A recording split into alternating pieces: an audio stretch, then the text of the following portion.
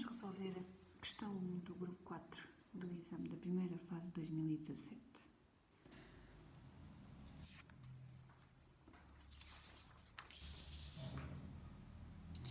A figura 2 representa parte da trajetória de um balão meteorológico que sobe na atmosfera, com velocidade módulo praticamente constante. Considere que o balão pode ser representado pelo seu centro de massa, modelo da partícula material, e que a variação do módulo da aceleração gravítica com a altura em relação ao Sol é desprezável.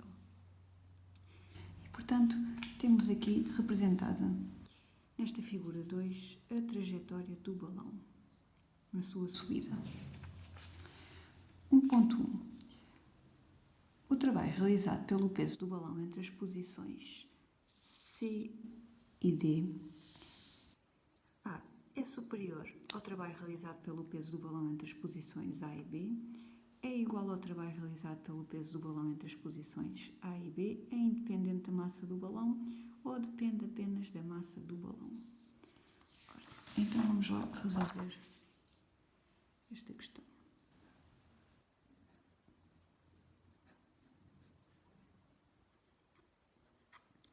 Portanto, nós queremos saber o trabalho do peso do balão entre as posições C e D. E sabemos, por uma fórmula que aparece no formulário do exame, que o trabalho do peso, o trabalho da força gravítica que atua num corpo, é igual a menos variação da energia potencial gravítica desse corpo, neste caso do balão.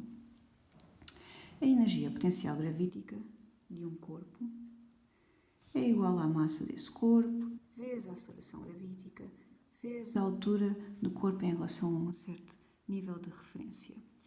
No balão, durante a subida do balão, a massa do balão não varia e a aceleração gravítica também nos dizem no enunciado do problema que não varia, o que significa que a única coisa que varia na energia potencial gravítica do balão é a altura do balão em relação ao solo. Então, eu posso escrever que menos variação da energia potencial gravítica do balão entre as posições C e D é igual a menos massa do balão vezes módulo da aceleração gravítica vezes variação da altura do balão entre as posições C e D. Ora, quando comparamos o deslocamento do balão entre A e B com o deslocamento do balão entre C e D, podemos ver que a variação da altura, o desnível da altura entre A e B é de 2 divisões e entre C e D também é 2 divisões. O que significa que a variação da altura do balão no deslocamento de A para B é igual à variação da altura do balão no deslocamento de C para D. Então, se a variação da altura é igual entre A e B e C e D, se a massa do balão é igual entre A e B e C e D, e o módulo da aceleração gravítica também é igual entre A e B e C e D, significa que o trabalho realizado pelo peso do balão no deslocamento entre A e B é igual ao trabalho realizado pelo peso do balão no deslocamento entre C e D. E, portanto, a opção correta tinha que ser a opção B. O trabalho realizado pelo peso do balão entre as posições C e D é igual ao trabalho realizado pelo peso do balão entre as posições A e B. O trabalho do peso é independente da massa? Não. Vimos que o trabalho do peso é igual a menos variação da energia potencial gravítica e a energia potencial gravítica depende da massa. Depende apenas da massa do balão? Não. Também depende da variação da altura do balão, também depende do módulo da aceleração gravítica. Portanto, a única opção correta era a opção B.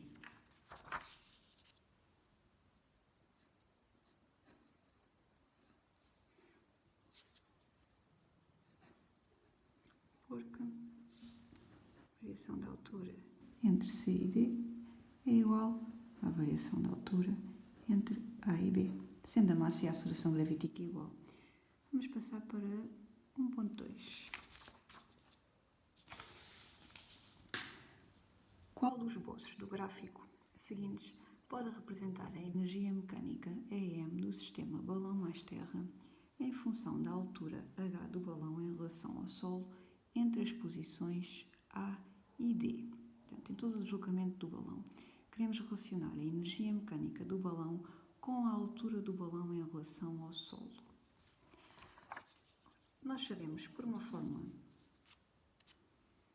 que está no formulário do exame, que a energia mecânica de um corpo é igual à soma da energia cinética do corpo com a energia potencial gravítica do corpo.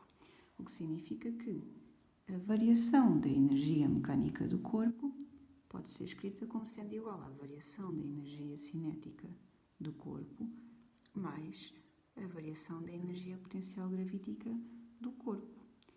Como nos dizem no enunciado do problema que a velocidade do balão tem módulo praticamente constante, significa que a velocidade do balão no deslocamento não varia.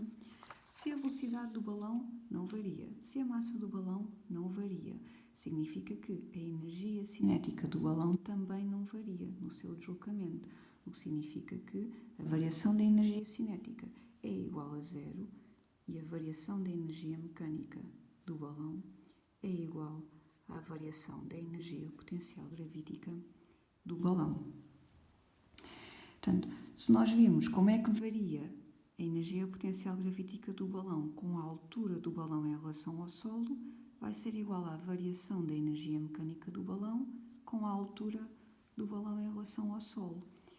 E como é que a energia potencial gravítica do balão varia com a altura do balão em relação ao solo? Ora, nós tínhamos visto que a variação da energia potencial gravítica é igual à massa do balão, que se mantém constante, vezes o módulo da aceleração gravítica também se mantém constante, vezes a variação da altura do balão. Ora, a massa e a aceleração gravítica são constantes, o que significa que a variação da energia potencial gravítica e a variação da altura do balão, a energia potencial gravítica e a altura do balão, são grandezas diretamente proporcionais. Portanto, a relação que têm que ter é uma relação de proporcionalidade direta, portanto vai ter que ser uma reta, e portanto a energia mecânica do balão também tem que variar linearmente com a altura do balão em relação ao solo. Então vamos já ver qual é o gráfico que traduz isso. O único gráfico que traduz essa relação linear da energia mecânica com a altura do balão é o gráfico B. Como o balão, no início do seu percurso, na altura A, já tinha uma certa altura em relação ao solo, esta reta não vai começar do zero, mas de qualquer maneira é uma variação linear entre a energia mecânica e a altura do balão. No gráfico A estávamos a dizer que a energia mecânica do balão se mantinha constante com a altura do balão em relação ao solo, que é falso. No gráfico C, estávamos a dizer que no gráfico C e D estávamos a dizer que a energia mecânica não variava de forma linear com a altura do balão em relação ao solo, que nós vimos que isso era falso, porque a variação da energia cinética do balão é zero. Ora, então, tinha que ser a opção B também. Vamos passar para 1.3.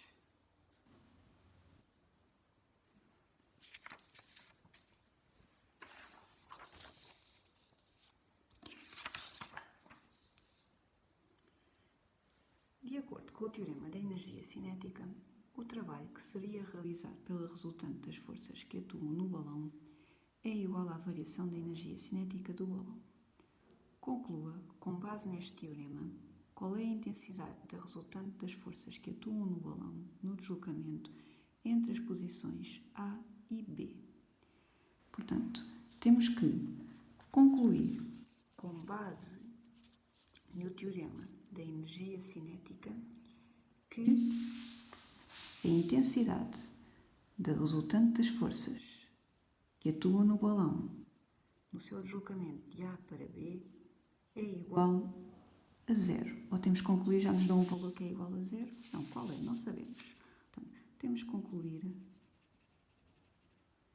qual é a intensidade da resultante das forças que atuam no balão entre A e B com base no teorema da energia cinética. Primeiro, o que é que nos diz o teorema da energia cinética? Diz que o trabalho da resultante das forças que atua num corpo é igual à variação da energia cinética desse corpo. Ora, nós sabemos que no enunciado nos dizem que o módulo da velocidade do balão mantém-se praticamente constante. Então, como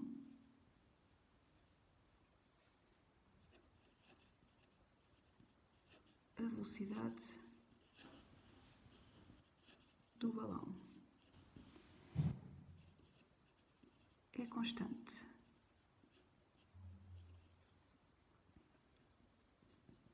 neste deslocamento de A para B, tanto o módulo da velocidade é constante, como a direção da velocidade é constante, como o sentido da velocidade é constante, porque o movimento é retilíneo, vírgula. A variação da energia cinética neste deslocamento vai ser então igual a 0, vírgula. Pois a velocidade não varia e a massa também não varia, pois a massa e a velocidade do balão não variam neste deslocamento.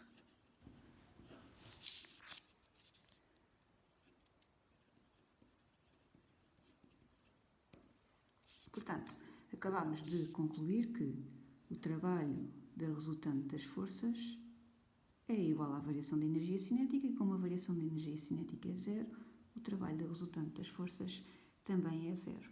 Mas o que nos estavam a pedir nesta pergunta era para concluirmos em relação à intensidade da resultante das forças. E nós sabemos, por uma fórmula que aparece no formulário do exame, que o trabalho da resultante das forças, como o trabalho da resultante das forças é igual à intensidade da resultante das forças, vezes o módulo do deslocamento, que eu vou chamar D, vezes o cosseno do ângulo entre a força resultante, entre a resultante das forças e o vetor de deslocamento. Ora, o movimento é retilíneo, o que significava que a resultante das forças iria ter a direção do deslocamento. Ou seja, este ângulo alfa entre a resultante das forças e o deslocamento só poderia ser 0 ou menos 1, o que significava que este cosseno de alfa, nesta situação, nunca poderia ser 0, porque para o cosseno de alfa ser 0, o ângulo entre a resultante das forças e o deslocamento tinha que ser 90 graus, que não é o caso neste deslocamento retilíneo. Então podemos dizer que, como isto, o trabalho da resultante das forças é igual a esta relação, e cosseno de alfa é diferente de 0, entre parênteses, porque a resultante das forças teria a direção do deslocamento e o módulo do deslocamento também é diferente de 0, portanto o módulo do deslocamento, o balão desloca-se de A para B, o módulo do deslocamento é diferente de 0 e D, entre parênteses, módulo do deslocamento é diferente de 0, conclui-se que para o trabalho da resultante das forças ser igual a 0, vírgula, a intensidade da resultante das forças tem que ser igual a 0. Porque estes dois números são positivos. Logo, para o resultado deste produto ser igual a 0, significa que a resultante das forças tem que ser igual a 0. Porque o módulo do deslocamento é diferente de 0 e o cosseno de alfa também é diferente de 0. Portanto, conclui-se que, para o trabalho da força resultante ser igual a 0, a intensidade da resultante das forças tem que ser igual a 0 newtons. Tínhamos justificado aqui esta questão. Vamos passar para a questão 1.4. Admita que o balão de massa 600 gramas, movendo-se com uma velocidade no módulo 5,8 metros por segundo, demora 45 segundos a deslocar-se da posição A para a posição B. Calculo a soma dos trabalhos realizados pelas forças não conservativas que atuam no balão entre as posições A e B. Olha, então agora queremos calcular a soma dos trabalhos das forças não conservativas que atuam no balão entre o deslocamento A e B. Ora, nós sabemos, por uma fórmula muito importante, que não aparece no formulário do exame, mas convém saber que o trabalho da soma das forças não conservativas que atuam no corpo é igual à variação da energia mecânica. E nós também sabemos que a variação da energia mecânica é igual à variação da energia cinética mais a variação da energia potencial gravítica. Como a velocidade é constante, a variação da energia cinética é igual a zero. Portanto, este valor é igual a zero porque V é constante. O que significa que a variação da energia mecânica vai ser igual à variação da energia potencial gravítica neste deslocamento. E isto vai ser igual ao trabalho das forças não conservativas, da soma resultante das forças não conservativas entre A e B. Ora, então vamos calcular a variação da energia potencial gravítica do balão neste deslocamento entre A e B.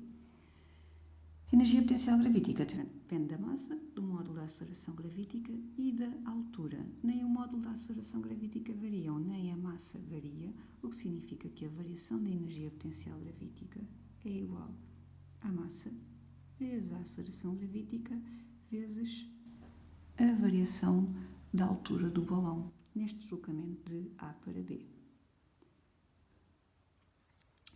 A massa do balão, dizem no enunciado que é 600 gramas, ou seja, 0,600 kg. O módulo da aceleração gravítica é 10 metros por segundo. Se nós conseguimos calcular a variação da altura entre A e B, conseguimos calcular o trabalho da resultante das forças não conservativas.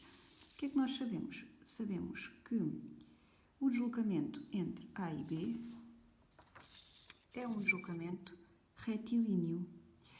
E sabemos que a velocidade entre A e B manteve-se constante e é igual a 5,8 metros por segundo. Ora, um movimento retilíneo com velocidade constante é um movimento retilíneo uniforme. A velocidade vai ser igual em todos os pontos do percurso e vai ser igual à velocidade média do balão. A velocidade média do balão pode ser calculada dividindo a distância percorrida ou o módulo do deslocamento a dividir por o intervalo de tempo. Como o deslocamento entre A e B é vertical, significa que o módulo do deslocamento, neste caso, que é igual à distância percorrida, e vai ser igual à variação de altura, porque o deslocamento é vertical. Ora, então, se a velocidade média do balão nos dizem que é 5,8 metros por segundo,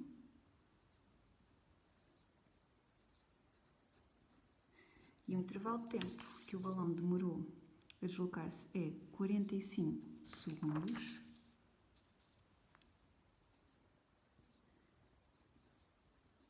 a variação da altura do balão vai ser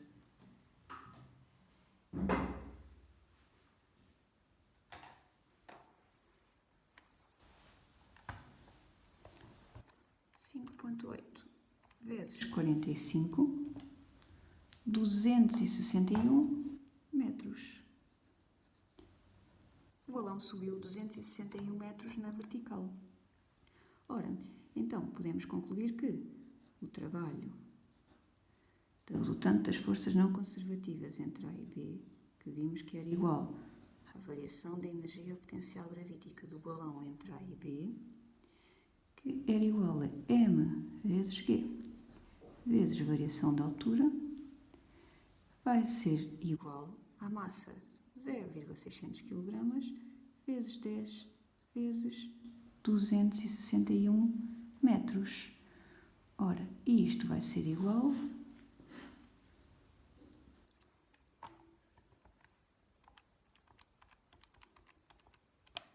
a 1566 joules.